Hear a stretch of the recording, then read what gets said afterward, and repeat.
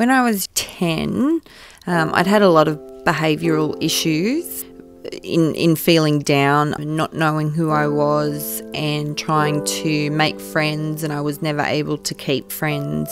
And I really struggled with being a sister and to be the kind of daughter that both my mother and my father wanted.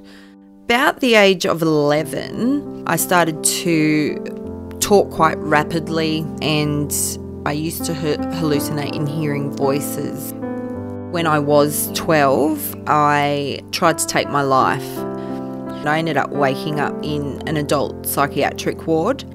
A diagnosis had come through of having bipolar, which back then was manic depression. After that diagnosis, it was really tough, and I received a lot of bullying. I lost a lot of friends. I was on medication that made me feel sick, and I wasn't able to concentrate very well. And I spent a lot of teen years isolated.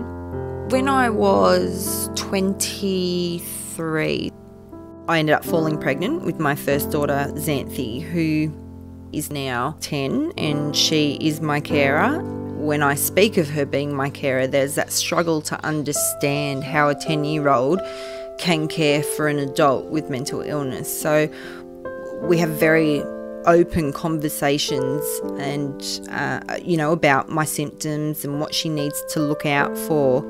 The main things are if I were to stop taking my meds, if I stop eating, if I stop sleeping, and when I speak very rapidly, she then can go. We have care plans in the house.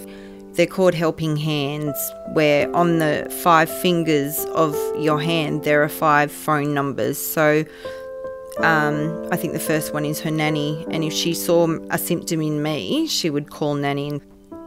I believe that I started on my journey with my tattoos and my piercings and my body mods to almost put up a mask where when people judge me now for having those things, I find it easier to shake how they feel about, my body mods, and it deflects away from my mental illness and me being thin.